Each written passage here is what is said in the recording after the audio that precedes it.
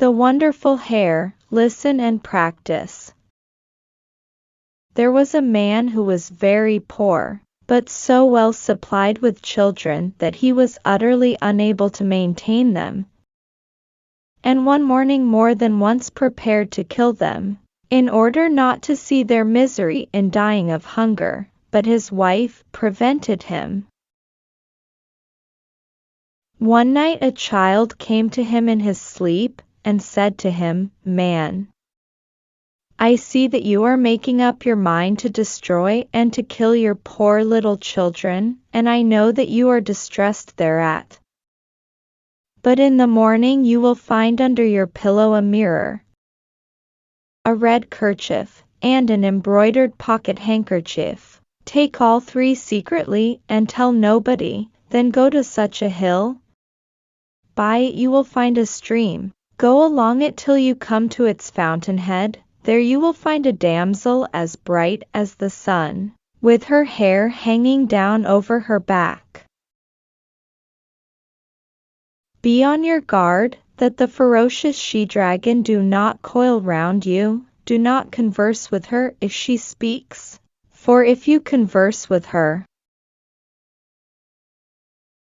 she will poison you, and turn you into a fish or something else, and will then devour you. But if she bids you examine her head, examine it, and as you turn over her hair, look, and you will find one hair as red as blood. Pull it out and run back again.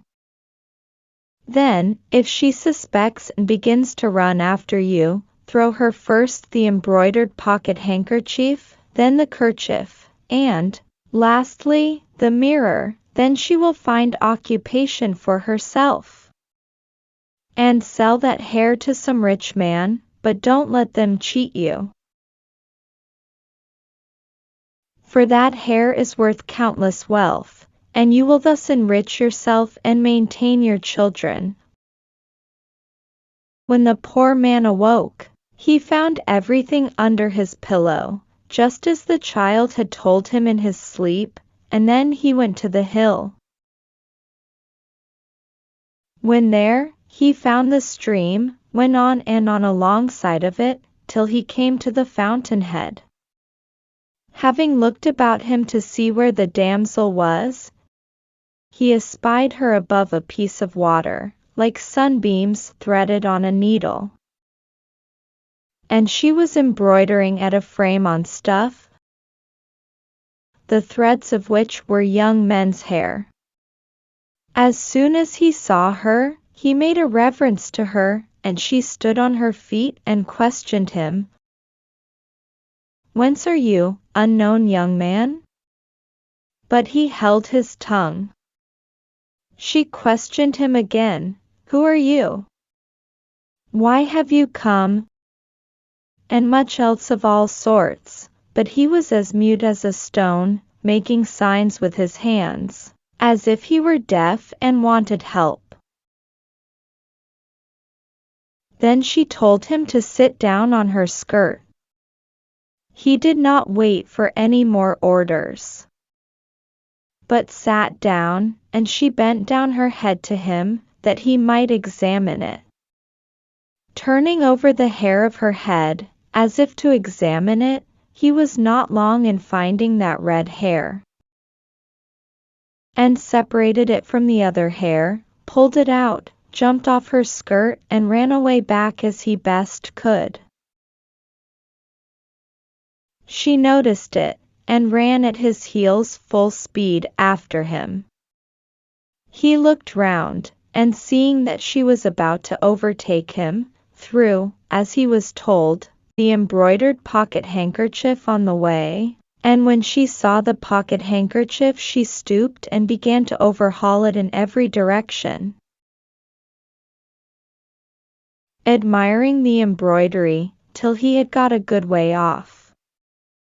Then the damsel placed the pocket handkerchief in her bosom, and ran after him again. When he saw that she was about to overtake him, he threw the red kerchief, and she again occupied herself, admiring and gazing, till the poor man had again got a good way off. Then the damsel became exasperated, and threw both the pocket-handkerchief and the kerchief on the way, and ran after him in pursuit.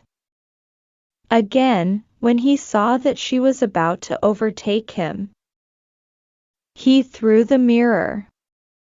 When the damsel came to the mirror, the like of which she had never seen before, she lifted it up, and when she saw herself in it, not knowing that it was herself, but thinking that it was somebody else,